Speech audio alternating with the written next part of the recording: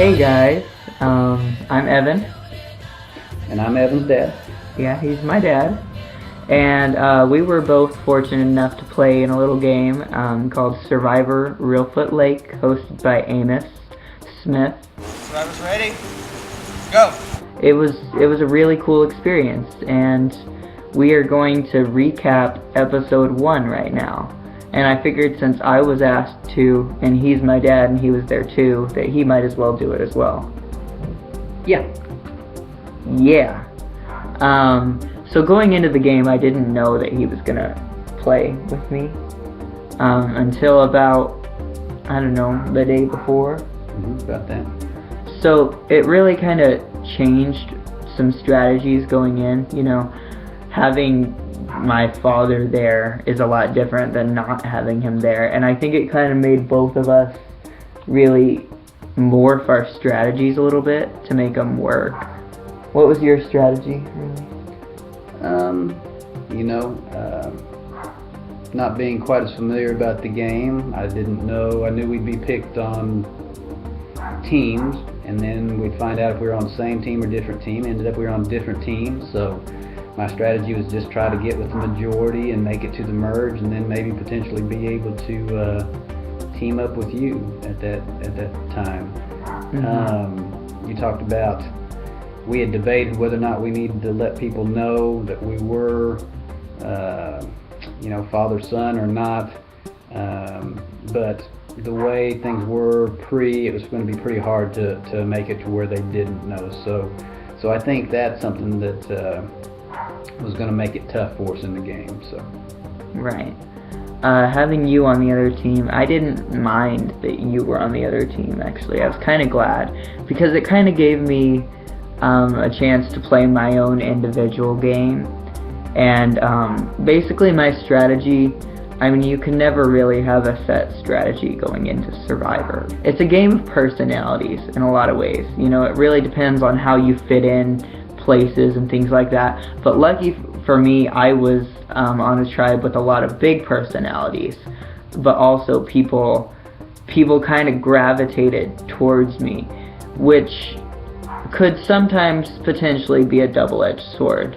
But it was definitely a good thing for me, because I had people like Jared and Keandre and Kyle. They all three came to me, and we formed an alliance to go all the way to the top together. You know, it's really interesting, because it's all about the different personalities that are with you. You know, if they don't like you, then you're kind of in a sticky situation. But if they do, then you're good. So really my only strategy was just be likable and have people come to me, but at the same time, if things need to happen, make things happen. How was your first day or so at camp? It was good. We had a good tribe. They we all worked well together. We managed to win immunity challenges, so we had luxury items that kept us dry and also allowed us to make fire. And because of that, the first 2 days, 2 nights were really wet and nasty and cold at night, and we were sitting in good shape, unlike your group. So not knowing going in the importance of the confessionals and stuff like that, it's kind of my personality to dodge the cameras, so I kind of dodged them, but kind of behind the scenes I'd managed to come up with an alliance with Jalen and Desiree pretty quickly right off the bat, and because of that, I felt like I was sitting in pretty good shape, and there wasn't any need to rock the boat until merge. So I was just staying with that alliance and riding it until the merge. Speaking of it being really wet and nasty, you guys were on a really nice tribe. You know, you guys made fire really quickly. You guys had that going for you. It was good. For us, we did make fire, but it went out 2 minutes later. So we were kind of not in a very good position in a lot of ways. Our camp was really poorly constructed. We had a tarp let's see, we had a rope tied between two trees, and then we hung the tarp. So the rope was going this way, so we hung the tarp down this way. Like a roof? Yeah. Yeah, like a roof. And, with two open sides. And my sleeping bag, for my luxury item, we put that down there, and we would all sleep on it. Except because of the rain would seep through to where we were sleeping on really soggy nastiness. So, and their camp was not located in a very good spot. Just to walk to their camp, you had to walk through about ankle-deep mud and water, and even in their camp, it was mushy and nasty. So they had to have been miserable. It was rough because we didn't have a fire and we didn't have anything really to keep us warm. Whereas over there, they were all good and they were sleeping. We didn't sleep, not just because of the cold, but at the same time, there were reasons, like we were being kind of kept up all night by a couple people who really didn't want to be quiet sometimes, and it all was really, really draining. And because of that, in the first 2 days, Travis was voted out on day 2. And in those 2 days, there were 4 reward challenges. We only won 1 of them. So we had kind of come to the conclusion that we were going to lose the immunity challenge too. But that didn't happen, thankfully. So it was kind of, I don't know.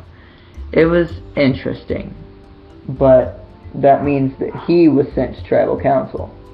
We lost the immunity challenge. You see in the episode, the debate a little bit for me was, who do we send? Do we send Rebecca home and supposedly try to stay strong, or do we send Travis? And Jalen let me know that, and I wouldn't even had a clue about it, or much of a clue from the standpoint how quickly the merge was going to happen, that it's going to happen so quickly that if we didn't send Travis home the first time, that he may survive the merge, and if he survived the merge, then he would team up. It was known that he had friends, or thought that he had friends on the other side that he was going to merge. He would team up with them, and so we decided that Travis would be the one to go, and I felt bad for him. That was the toughest part, of course, for the game for me, is having to send people home, people like Evan that had been looking forward to it for 4, 6, 8 months, where me, I just, kind of happenstance at the very end happened to fall into the game. So that was tough. I knew they treasured the game, and it was going to be a tough thing to do, sending people home. Yeah, that was hard. Did you know that Jalen was going around to Rebecca and Travis and offering them deals to get rid of you? I didn't. I knew he was going around to people and doing a lot of talking, but I felt pretty comfortable with the strength of our alliance, and so I didn't worry about it a whole lot. It didn't surprise me when I saw my name written down a couple of times, but I didn't worry about it either. Did you know he had the idol? We were talking about that. My memory, Evan will tell you, my memory is not the greatest thing in the world. So, but I think maybe that he came and told me that he had the idol, and if he didn't, it's not that big a deal, because I can guarantee you that if I'd found the idol, that I would not have told him or Desiree, either one. And it seems like maybe he came and told me because Travis knew that, because Travis was right there when he found it, and so I think maybe since he had been outed or whatever, since somebody else knew that basically wasn't in our alliance, I think he came and let us know. Thinking about it, I think. I could be wrong. Don't hold me to that. Alrighty. Yeah, there are a lot of things that happen behind the scenes that aren't really shown in the episodes. Like I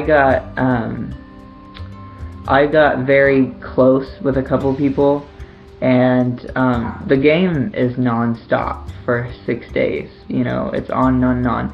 So it's really easy to get fatigued and drained with all the rain and stuff like that. He was saying that there are puddles all over the place, which is true. It was completely muddy and nasty. The very first day, after it had rained, I stepped in a puddle, like a bunch of puddles actually, and I didn't think anything of it. So I slept with soggy shoes and socks on, which wasn't my smartest decision. But so I woke up and my feet were cracking and it hurt to walk, and it was no good. So really, there's not just a strategic aspect to Survivor. And I think we all really learned that, is that there's a really big human aspect as well. Anything else you want to say? We were talking about that first immunity challenge, and I'd have to say that we were definitely dismayed how quickly you guys won. So Why is that? We were laughing about it a little bit later, because I think when I watched it in the episode, it made it a little bit more clear to me that one of your relay people, instead of tossing the water, it seemed to be more like just pouring it into the next bucket, and that Oh yeah, that sure. may have been the cause of that victory right there on your part. Oh, so that's the reason we won, huh? Could be. Kind of looked like maybe you had a little unfair advantage. So you just think that we won that by luck? Yeah, And I don't know. I would agree that we were kind of a hot mess of a tribe, I was kind of in a good position. I had everybody kind of as a friend, but I had a lot of my friends that didn't like each other, if that makes sense. That makes sense. So yeah. I've seen them on the show what they were saying about each other. So Yeah. So again, I just want to say Survivor Reelfoot Lake, or Survivor Reelfoot in general, is what I think it's being labeled now. It's a really, really big and good opportunity. If you have the chance, I would definitely recommend that you apply, because truly I think I have made some forever friends.